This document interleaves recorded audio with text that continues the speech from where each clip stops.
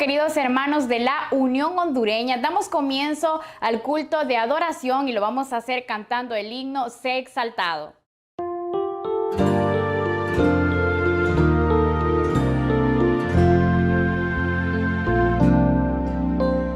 Sea exaltado el Señor, exaltado en el cielo y tierra. Sea exaltado por siempre, exaltado su nombre alabaré.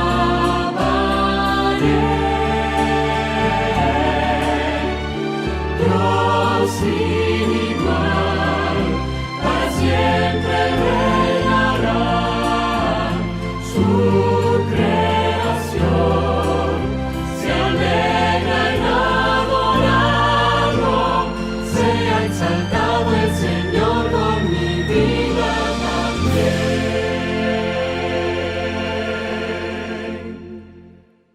Depositaremos nuestros diezmos y ofrendas, pero antes vamos a ver Venid y ved. Y enseguida cantaremos el himno Todas las promesas. Gracias a Dios, mis hijos han estudiado en colegios adventistas, en colegios adventistas, y eso ha marcado la diferencia en sus vidas, en el futuro de sus vidas hasta hoy. Nuestros hijos son hijos de bien, gracias a Dios. ¿Cómo coincidió que el pastor Lemuel, precisamente de Lemuel Olán, de allá de Navojoa, vino a dar unos seminarios sobre mayordomía, hablando acerca de las ofrendas? Y coincidió en ese tiempo que mi hija se iba a ir a estudiar a la universidad. Y dentro de mi pensamiento y entendiendo esos mensajes, a partir de ahí yo hice un pacto con Dios. Tratamos como familia hacer un pacto con Dios, de entrar en el PDP, Plan de Dadivosidad Personal, de ofrendas, de dar el 10%. A partir de ahí, sabiendo que pues la educación era un dinero, y que confiando en que Dios es el que podría apoyarnos ahí por ese lado en cuanto a la educación de nuestros hijos. Y no es sencillo, porque tener tres, una en la universidad, una en la prepa y una en la secundaria y en diferentes colegios, Nicolás Bravo, Francisco Larroyo y Navojoa. O sea, no fue fácil, porque económicamente si era mucho dinero que se invertía. Tenías que pagar renta, tenías que pagar internet, el otro llevarlo y traerlo, ¿sí? Entonces él dedicó mucho tiempo, demasiado tiempo. Él dejaba de trabajar por ir a recoger a sus hijos. En la mañana los llevaba, a veces hasta Sosocotla, después los lleva hasta Cuautla, pierde un día. Entonces mi esposo ha sido una persona que ha dedicado, o sea, todo a sus hijos, ¿sí? No escatimó en nada. Él siempre dijo: yo les tengo que dejar la herencia a mis hijos y espero que ellos la valoren, el estudio. Mi esposo ya lleva como 5 años con este plan. Estos 5 pesos es de que cada moneda de 5 pesos él la guarda, y muchas veces cambia un billete y a veces es el único que tenemos y nos regresan puras monedas de a 5, pues ni modo, es el plan, es el pacto que él prometió, y esas monedas, todas las monedas de 5 se van a lo que él va a ocupar para fin de año. Él da su ofrenda de gratitud de ahí, de esos 5 pesos, compra Biblias de esos 5 pesos, él compra los libros misioneros del año, él ya tiene ese dinero para comprar los 5 pesos, y la más grande bendición es que le sobra dinero. ¿Sí o no? Sí. Hace tiempo su servidor pensó acerca de este terreno, pensando que en realidad dice la escritura, de Jehová es la tierra y su plenitud, el mundo y los que en él habitan. Y si Dios ha provisto para nuestro sustento, para nuestra salud, para mis hijos en la educación adventista, y están dentro, sirviéndole a Dios dentro de su iglesia, yo creo que ¿qué más le podemos dar a Dios más que lo que Él nos ha prestado por un momento, que es esta casa y este terreno? Por eso hemos platicado como familia el donar este terreno cuando nosotros ya no estemos. Entonces pueda ocuparlo la iglesia, tal vez una casa pastoral. Mi sueño siempre fue un colegio aquí.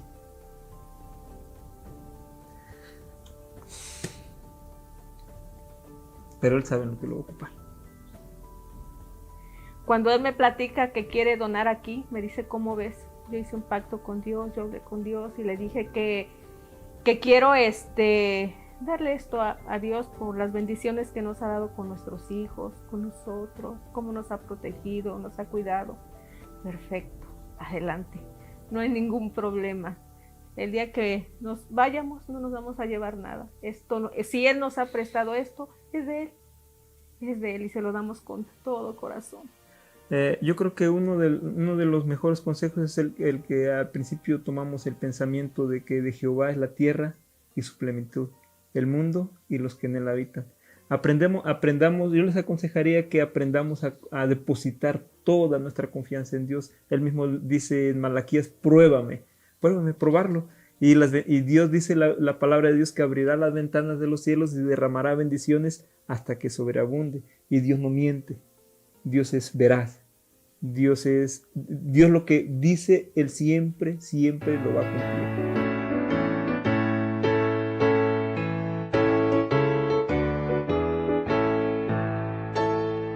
Todas las promesas del Señor Jesús son apoyo poderoso de mi fe. Mientras lucho aquí buscando yo su luz, siempre en sus promesas confiaré. Grandes, fieles, todas las promesas que el Señor ha dado.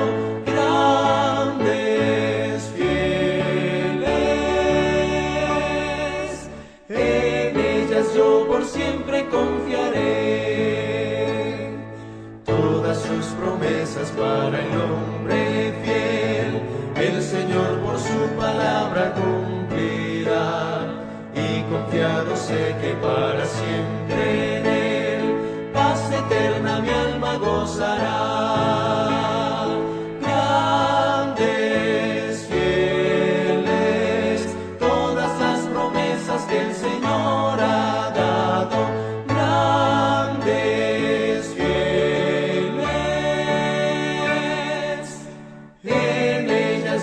siempre confiaré. Todas las promesas del Señor serán gozo y fuerza en nuestra vida terrenal. Ellas en la dura lid nos sostendrán y triunfar podremos sobre el mar. Grandes, fieles, todas las promesas que el Señor ha dado. Grandes, fieles, en ellas yo por siempre confiaré.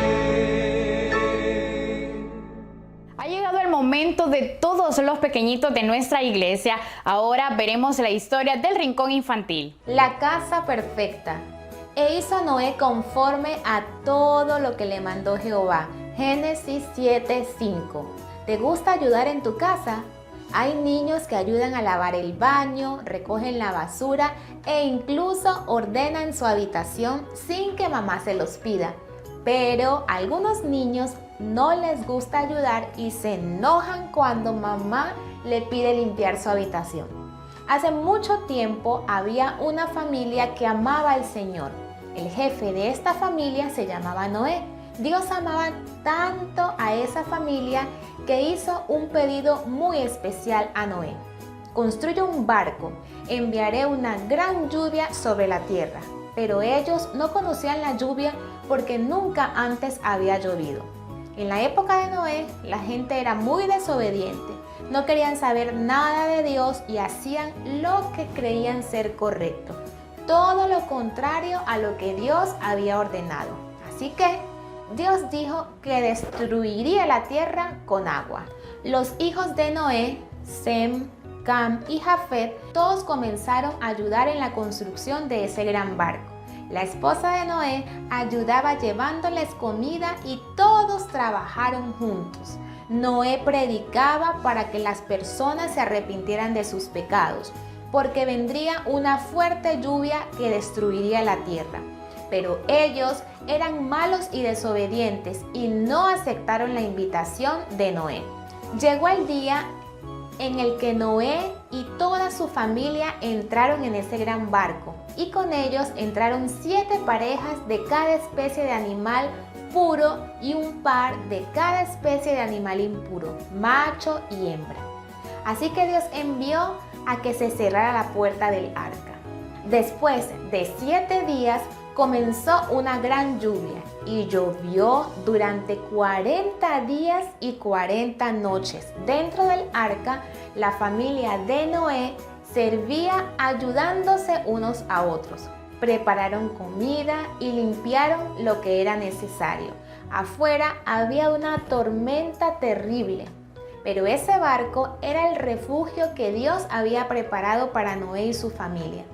Podemos ayudar a nuestra familia dentro de nuestra casa. Nuestro hogar es un regalo que Dios preparó. Aunque tengamos tempestades, si estamos al lado de Jesús, estaremos seguros. ¿Quién quiere hoy servir dentro de su hogar? Que Dios te bendiga. Nuestra lectura bíblica, queridos hermanos, la encontramos en Mateo 25:21, que nos dice: su Señor le dijo: bien, siervo bueno y fiel, sobre poco has sido fiel, sobre mucho te pondré. Entra en el gozo de tu Señor. Estamos listos para prestar toda nuestra atención para el mensaje del día de hoy, que está a cargo del pastor Alexis Vázquez, del distrito de Trujillo. Feliz sábado, hermanos y amigos, que el Señor les bendiga. Estoy contento de poder estar en esta mañana con ustedes y les invito para que me acompañen a hacer esta oración para iniciar el tema de esta mañana. Oremos. Querido Padre que estás en las alturas de los cielos, santo y glorificado Señor es tu nombre. En esta mañana queremos convocar tu presencia, que seas tú el que pueda guiarnos a través de la Santa Biblia para que aprendamos a ser fieles a ti en todo momento. En el nombre de Jesús oramos. Amén. En esta mañana, queridos amigos y hermanos, vamos a hablar de un tema que es bastante importante. En nuestra relación con Dios, muchas veces nosotros nos jactamos de que no nos avergonzamos del Evangelio de Cristo.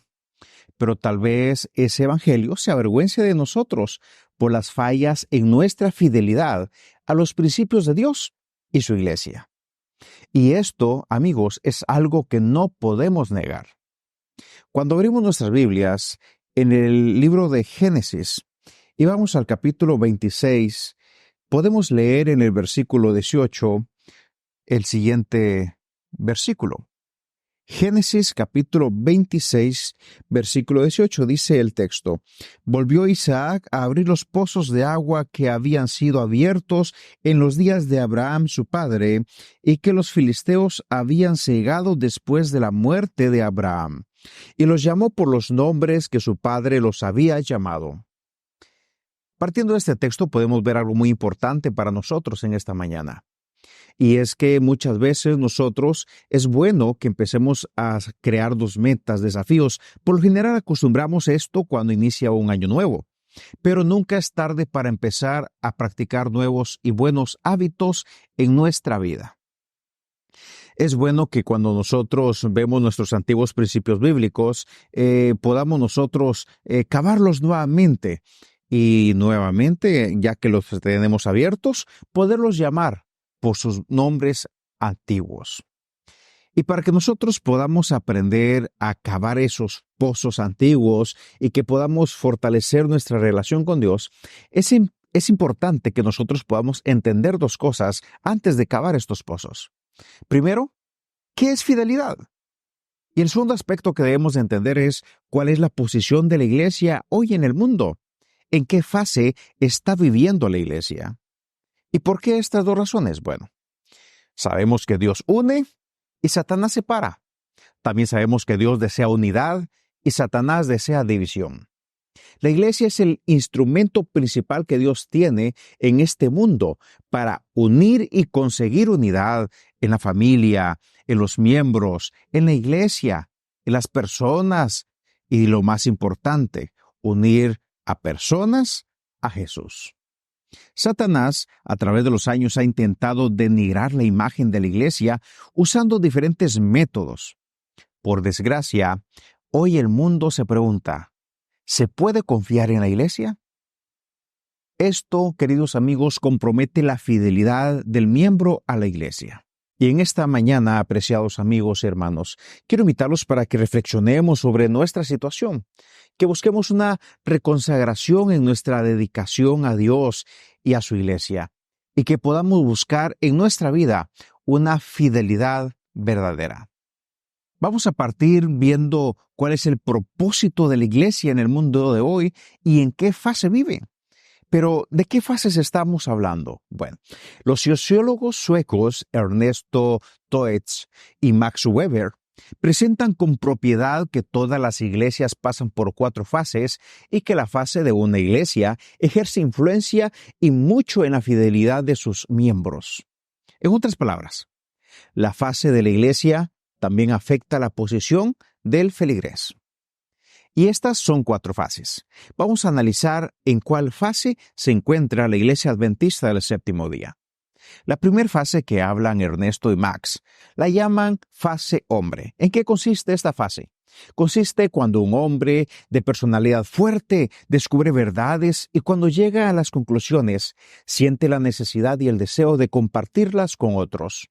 Por ejemplo, Guillermo Miller, de 1816 a 1831, él estudió y descubrió una verdad. Esta verdad, que tiene que ver con las 2300 tardes y mañanas, de una manera equivocada determinó la purificación del santuario y pensando que era el regreso de Jesús alrededor del año 1843-1844. Después, en agosto de 1831, en la ciudad de Dresden, se presentó la verdad en una semana.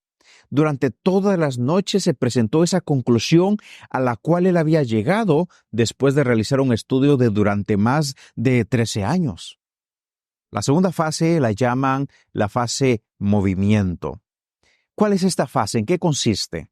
Esta fase consiste en que algunas personas que escuchan este mensaje simpatizan con este mensaje, con esa verdad y la aceptan. Y esto da origen a un grupo que por compartir la misma creencia surge como un movimiento religioso. Por ejemplo, cuando Miller presentó su mensaje, muchas personas lo aceptaron. Entre ellas se destacan a Edson, a Elena Harmon, a Bates, Andrews, a Jaime White, y así surge el movimiento que hoy conocemos como Millerita. A estas personas se les llama pioneros. ¿Por qué este término pioneros? Porque se dedicaron a la causa. Su fidelidad incondicional y el espíritu de la iglesia primitiva, que es muy acentuado en esta fase. Cuando vamos a nuestra Biblia y buscamos en el libro de Hechos, en el capítulo 2 de Hechos, versículo 44 al 46, encontramos algo relacionado sobre esta fase. Dice la palabra de Dios en el capítulo 2 de Hechos, versículos 44 al 46. Todos los que habían creído estaban juntos y tenían en común todas las cosas. Vendían sus propiedades y sus bienes y lo repartían a todos según la necesidad de cada uno. Perseveraban unánimes cada día en el templo y partiendo el pan en las casas comían juntos con alegría y sencillez de corazón. Aquí en Hechos capítulo 2, el texto que acabamos de leer, podemos ver ejemplificado lo que se vivió en la iglesia primitiva, que se cumple con esta fase de la cual están hablando estos sociólogos, esta fase de movimiento. Esa fase en la cual muchas personas simpatizan con ese mensaje, con esa verdad que se está predicando y que empiezan a congregarse. Así que en Hechos vemos claramente esa fase donde empiezan las personas a unirse a esas verdades que se están predicando. Perseveraban unánimes cada día en el templo. Y esto, queridos amigos, nos lleva a una tercera fase. Esta tercera fase se llama fase máquina. Y para mantener el movimiento, para que entendamos esta fase máquina, la tercera fase, es que en esta fase, para poder mantener ese movimiento que ha surgido y poder seguir en crecimiento, esta fase posee metas, objetivos, una misión a cumplir. Se establece una institución que consecuentemente surge como una máquina organizadora. Esto podrían ser como oficinas, escuelas, fábricas, seminarios, clínicas, administración, etcétera, entre otras cosas. Esta, queridos hermanos y amigos, es sin duda la mejor fase de la Iglesia debido a su equilibrio organizativo, motivado por la misión de la Iglesia. Y existe mucha fidelidad en la relación miembro-iglesia y hacia sus principios. Y ya solamente nos falta mencionar la cuarta fase, que se le denomina fase monumento. Y esta es una fase traumática de la Iglesia, porque debido a su gran éxito en el crecimiento físico, crecimiento numérico y también crecimiento financiero, es como encontramos nosotros en Apocalipsis capítulo 3, versículo 17, el siguiente texto. Vemos nosotros en esta fase de monumento que se habla en Apocalipsis 3:17. Dice el texto: Tú dices, yo soy rico, me he enriquecido y de nada tengo necesidad, pero no sabes que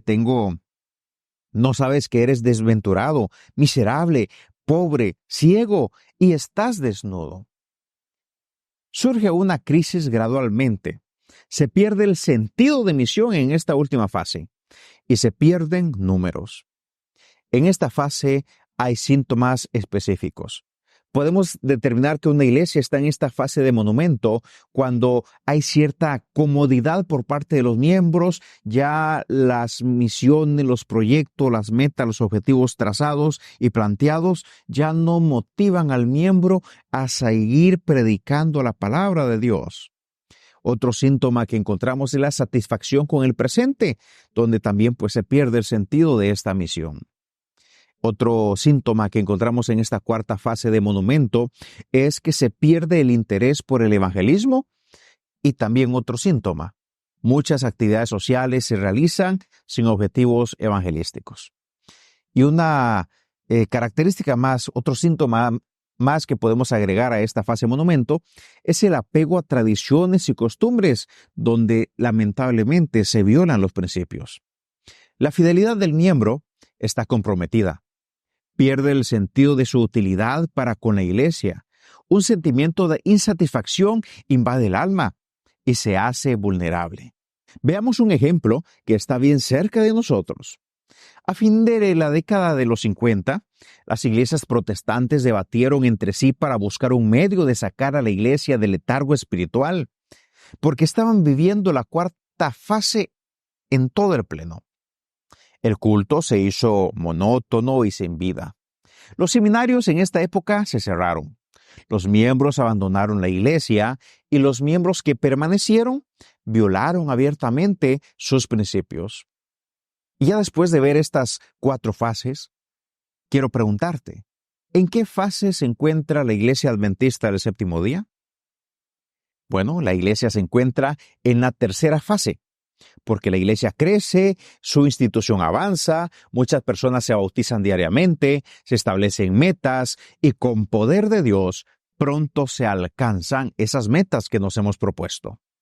Pero no podemos negar también que lamentablemente hay síntomas de la cuarta fase entre nosotros. No podemos tapar el sol con un dedo. Analicemos con cuidado nuestra historia y vamos a descubrir que esta es nuestra realidad. ¿Será que vamos a maquillarnos para no darnos cuenta la situación en la que estamos viviendo? ¿O vamos a tomar la decisión de hacernos una cirugía? Algo urgente tiene que hacerse. Pero, ¿qué es lo que tenemos que hacer?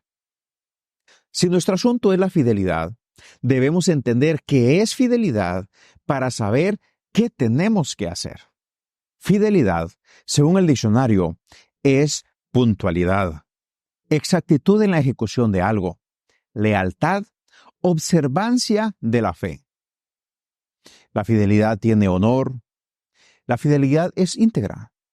La persona que es fiel al Señor, no falla. La fidelidad observa rigurosamente la verdad. La fidelidad tiene exactitud en sus actividades. Es poseedor de una brújula que señala siempre al mismo polo. ¿Qué otra definición podría ser mejor para estimular las relaciones de los miembros de la iglesia? El término fidelidad puede producir controversias porque ser fiel para esta generación en la que vivimos, que podemos llamarle como generación libertad, ser fiel representa ser aburrido, cuadrado, alguien fuera de contexto, ir en contra de la marea. Estos y otros más son adjetivos en cierta forma que nos afectan, porque como seres humanos queremos ser aceptados en los grupos sociales con los que nos relacionamos, en la escuela, en el trabajo, en la iglesia, en el deporte, entre otros lugares. Esta generación que tildo como generación libertad está también dentro de la iglesia y son personas celosas, quieren el bien de la iglesia, trabajan para que se desarrolle, pero a veces llaman a la fidelidad legalismo y así afectan la vida espiritual de muchos. Vemos que la mejor definición de la palabra fidelidad para aplicar a la iglesia es la de una brújula. Porque no importa el tamaño de la tempestad que alcance el navío, la brújula permanece siempre fiel al polo. Somos la iglesia remanente, no surgimos por obra de azar. Dios nos hizo surgir en el momento señalado para alertar al mundo que Jesús está por regresar y que debemos prepararnos. Tenemos una misión que cumplir. Tenemos un cielo que conquistar. Tenemos que llevar a los miembros a ser fieles, porque Dios es nuestro creador. Él es el único Dios. Es el mantenedor. Si sucede algo bueno en nuestra vida, procede de Dios. Dice la palabra de Dios en Lamentaciones 3:22. Lamentaciones 3:22. Encontramos el siguiente texto: que por la misericordia de Jehová no hemos sido consumidos, porque nunca decayeron sus misericordias. Queridos hermanos y amigos, la Iglesia Adventista del Séptimo Día está sobre fundamentos firmes. Su base es segura y está respaldada por doctrinas bíblicas que se llaman principios de Dios. Son columnas que sostienen a la iglesia y la hacen permanecer firme hasta que Jesús vuelva.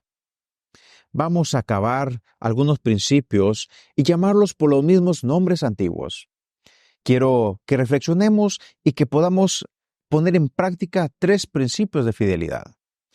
El primer principio de fidelidad que vemos es la fidelidad personal. Fidelidad es dejar que la luz de Jesús brille en nosotros. En el libro Palabras de Vida del Gran Maestro, en la página 47, todo cristiano tiene la oportunidad no solo de esperar, sino de apresurar la venida de nuestro Señor Jesucristo. Si todos los que profesan el nombre de Cristo llevaran fruto para su gloria, cuán prontamente se sembrarían en todo el mundo la semilla del Evangelio. Rápidamente maduraría la gran cosecha final y Cristo vendría para recoger el precioso grano. Queridos hermanos, la fidelidad personal no puede ser algo temporario, sino algo eterno. El segundo aspecto donde debemos de ser fieles es en la fidelidad en el matrimonio. La primera institución creada por Dios fue el matrimonio. Y en el libro El Hogar Cristiano, en la página 84, encontramos la siguiente declaración: Dios había dispuesto que hombres y mujeres se unieran en el santo lazo del matrimonio para formar familias cuyos miembros coronados de honor fueran reconocidos como miembros de la familia celestial. La familia no solo es la base de la sociedad, sino también la base de la iglesia. Queridos hermanos y amigos, la fidelidad en el matrimonio significa fidelidad a Dios y a sus principios. Romper los votos del matrimonio es romper votos hechos a Dios. Algunos lo hacen sin sentir remordimiento por esa actitud.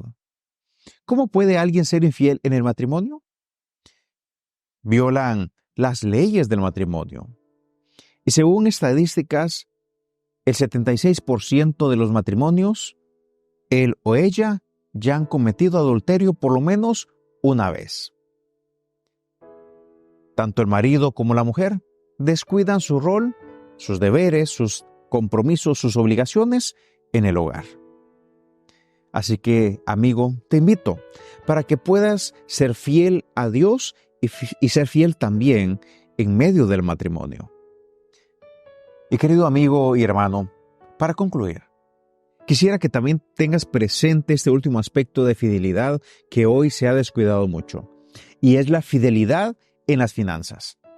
El mismo lenguaje que encontramos cuando hablamos del sábado es el mismo lenguaje que se usa en la ley del diezmo. Cuando vemos en la Biblia y estudiamos sobre el sábado, la Biblia dice que el séptimo día es sábado del Señor tu Dios. El hombre no tiene derecho ni el poder de sustituir el séptimo día por el primero.